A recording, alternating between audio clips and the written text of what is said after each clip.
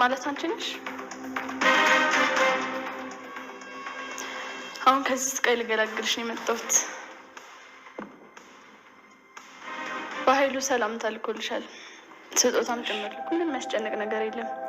ለዘላለም ሰላማዊ እንቅልፍ ትተኛለሽ። ምንም ህመም ብሎ ነገር የለም። እኔ አንቺን ቢያደርገኝ እሱን ነበር የምመርጠው።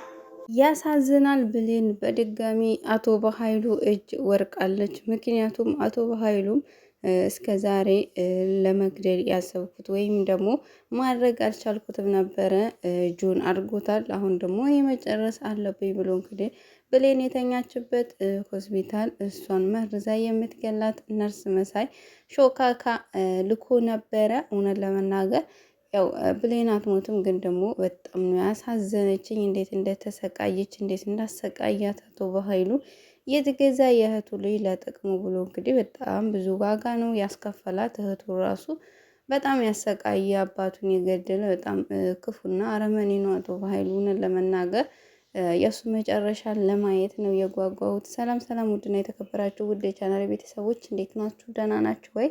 ባለፈው ክፍል ላይ እንግዲህ ጆንና ሳሚ ነበሩ። ምክንያቱም ሳሚ በጣም ተጠራጣሪ ነው። ብሌንን ስለሚወዳት ብዙ ነገሮቹ በጣም ነው የሚጠራጠረው። እውነትም ቢጠራጠር ደግሞ እውነት አለው። ያው የመረዛት ጆን ነው። ጆንን እንግዲህ ተከትሎ ነበር የሄደው። ጆንም ለአቶ በኃይሉ ደውሎ እንግዲህ ስራዬን ጨርሻለሁ፣ ብሌንን መርዣታለሁ ብሎ በሚነግረው ሰዓት አቶ በኃይሉን በጣም ነበር የተደሰተው።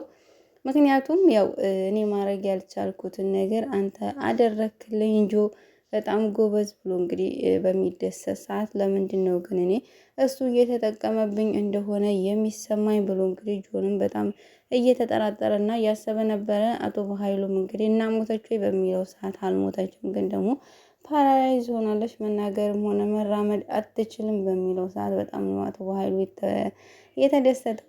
ምክንያቱም ሳሚንም ሆነ ብሌንም ሆነ ሰላምንም በብዙ መንገድ ሰው ማስቀጥሮ እንዲሁም ደግሞ ቃል ራሱ ወይዘሮ ሰላምን ለመግደል ብዙ ጊዜ ሞክራለች። ግን ደግሞ አልተሳካላትም። ያው ፈጣሪ የጠብቋቸው እንግዲህ አልተሳካላቸውም። አሁን ግን ጆን ያው የልቡን ያደረሰለት ይመስላል። ወደ አቶ በኃይሉና ቃል ስንሄድ እንግዲህ ቃልም ወደ አቶ በኃይሉ ጋር ሄዳለች። ምክንያቱም ያንን የባለፈውን መረጃ ልትሰጠው ይዛ እየሄደች ነበረ። ጆንም እንደዛው ያው ደስታውን ለማክበር አቶ በኃይሉ ጋር እየሄደ ነበር። ጆን እውነት ለመናገር ብሌን በመመረዙ በጣም ከፍቶታል። በጣም ነው የደበረው። ምክንያቱም ደስተኛ አይደለም ከመረዛት በኋላ ራሱ። ግን ደግሞ ያው ግዴታ ማድረግ ነበረበት። የእናትና የአባቱ ገዳይ የእሷ ወዳጆች ስለነበሩ እሷን ገሉ እንግዲህ እነሱን ለመበቀል ወይም እነሱን ለማሰቃየት ነበር የፈለገው። ያንን ደግሞ አድርጎታል። ግን ደግሞ በዛ ውስጥ ደስተኛ አልነበረም። አቶ በኃይሉ ጋር በሄደ ሰዓት እንግዲህ አቶ በኃይሉም እሳይ አንበሳዬ መጣህልኝ የኔ ጀግና እያለ እንግዲህ እየቦረቀ ነበረ። እየቦረቀ በነበረበት ሰዓት ቃልም ይዛ መታለች ያንን መረጃ ማለት ነው። ቃልና ጆን ሲተያዩ እንዴ የአቶ በኃይሉ የጋሼ ነቸው ይች ራሱ ብሎ እሱ ራሱ በጣም ነበር የደነገጠው።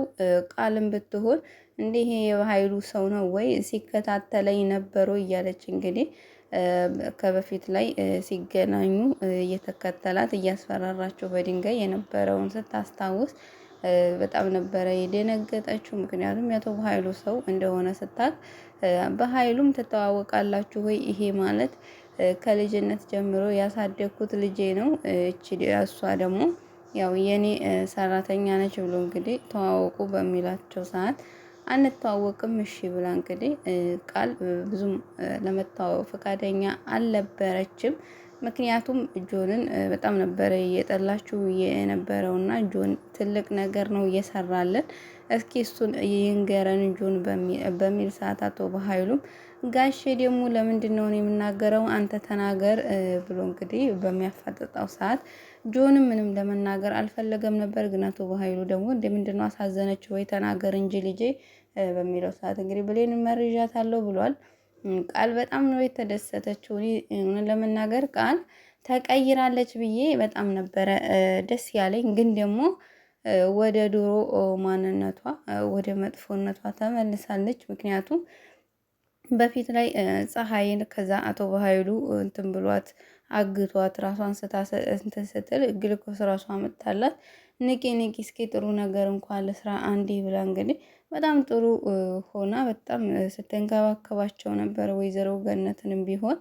አሁን ግን መልሳ ያቺ ያስጠጋቻትና ብዙ መልካምን ነገር ያስተማረቻት የእሷ ልጅ ደግሞ መልሳ እንደዚህ ስትሰቃይ ስታይ ደግሞ ስትደሰት ምንም ማለት ምንም የምትቀየር ሰው አይደለችም። ቃልና የእውነት ብሌን ፓራዳይዝ ሆነች። መናገር አትችልም። እንዴት ደስ ይላል! ይሄ እኮ ታዲያ በጣም ትልቅ ደስታ ነው። ለምንድን ነው ይሄንን በስልክ ያልነገራችሁኝ ብላ እንግዲህ በጣም ነበር የተደሰተችው። ምክንያቱም ብሌን እንደዚህ ብሌን የሆነ ነገር ከሆነች ያው የወይዘሮ ሰላም እውነተኛ ልጅ ሆናን ለመቀጠልም ሲቀጥል ደግሞ ዳግምንም የራሷ ለማድረግ ይሄንን ነገር ስትሞክረው ነበረ። ግን ደግሞ በዚህ መልኩ በመሳካቱ በጣም ነው የተደሰተችው።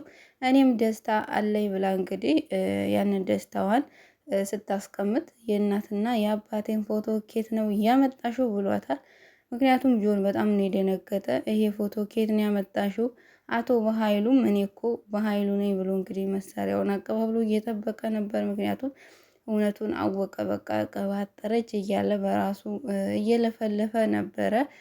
ምክንያቱም ቃል እንዴ እነዚህማ ምክንያቱም እሷ እውነቱን ታውቃለች፣ ግን ደግሞ የእነዚህ ሙሉ መረጃ አለ ብላ ነው ያመጣችው እና ኬን ያመጣሽው በሚላት ሰዓት እኔ እኮ የአቶ በኃይሉ ሰራተኛ ነኝ ወይንም እሱ ነው ልኮኝ እነዚህ የተገደሉት እየፈለኳቸው ነው ገዳያቸውን በምትል ሰዓት ማን ነው ገዳያቸው?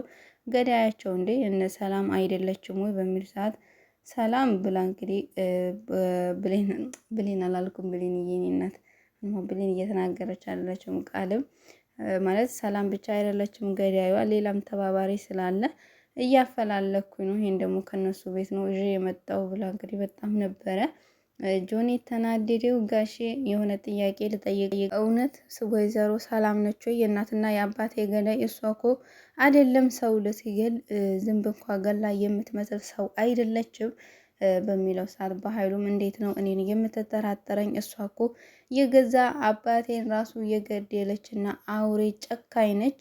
እንዴት ነው አንተ እንደዚህ እኔን ይሄ የገዛ አባት ግን ያሳደግኩህን እኔ የምትጠራጠር በሚል ሰዓት ቃልም ወይ አቶ በኃይሉ ግን አንተ ምን አይነት ሰው ነህ? ጭራሽ እናትና አባቱን ገለህ አንተ ደግሞ ጭራሽ ልጁን በመርዝ እየሞላህ አሳደግከው ወይ? እንዴት ነው ሁሉ ነገሩ እንደዚህ የሚስተካከልልህ ወይም ደግሞ የሚገጣጠምልህ? እያለች እንግዲህ ቃልም በጣም ነበረ ተገርማ እያየቻቸው የነበረው። በሚነግረው ሰዓት ጆንም በጣም ነው የተናደደ። ብሌኒስ የት ነው የተኛች?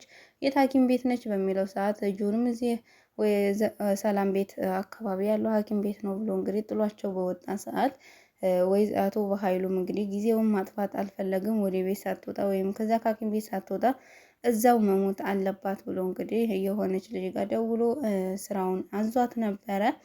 ጆንም እንግዲህ በጣም ነው የተናደደው። ቆይኔ ጋሼ ላምነውም እየቻልኩ አይደለም፣ ግን ደግሞ መከታተል አለብኝ። ምክንያቱም ምንም ሰላም የእናትና የአባቴ ገዳይ እየመሰለችኝ አይደለም ጋሼ፣ የሆነ የደበቀኝ ነገር አለ። ብዙ ጊዜ እኮ እኔን እየተጠቀመብኝ እንደሆነ ነው የሚሰማኝ።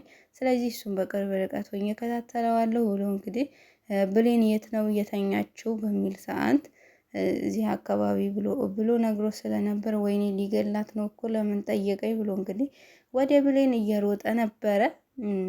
እውነት ለመናገር እኔ በጣም ያሳዘነኝ ዶክተሩ ነው። ዶክተሩ መሞቱ በጣም ያሳዘነኝ። ሳሚም እንግዲህ ዶክተሯ በምትገባ ሰዓት ምንም ዶክተር እኮ አትመስልም። ቆይ እስኪ ሰላም ግን በዚህ ክፍል ላይ በጣም እንትን እያለች ነው። ሳሚ የሚያደርገው ነገር በሙሉ ትክክል ነው፣ ግን ደግሞ የሰላም መቆጣትና እንትን ማለት በጣም በዛ። ሳሚ ገብቶ ኖሮ ዶክተሩ ራሱ አይሞትም ነበረ። ምክንያቱም ልጅቷን እንትን ይላታል፣ ብሌን ራሱ አይቶ ይረዳት ስለነበረ ማለት ነው። ምክንያቱም ነው የሚወዳት፣ በጣም ነው የሚሳሳላት። እዛ ጋር ደግሞ ዲያግም ሴታ ሴት ጅላንፎ ጅላጅል ትላላችሁ ከዛ ማለት ነው። ዳግም ደግሞ ሳሚ አንተ ከሆንክ ብሌንን እንደዚህ እየመረስካት አልተውህም እገልሃለሁ ይላል። ደግሞ እንዴት አድርገህ ነው አቦ የምትገለው? በጥፊ እኮ የሆነ የህፃን ልጅ ጥፊ ራሱ እንዲሁ ትንሽ ያማል። ጥፊው ራሱ እኮ አይረባም።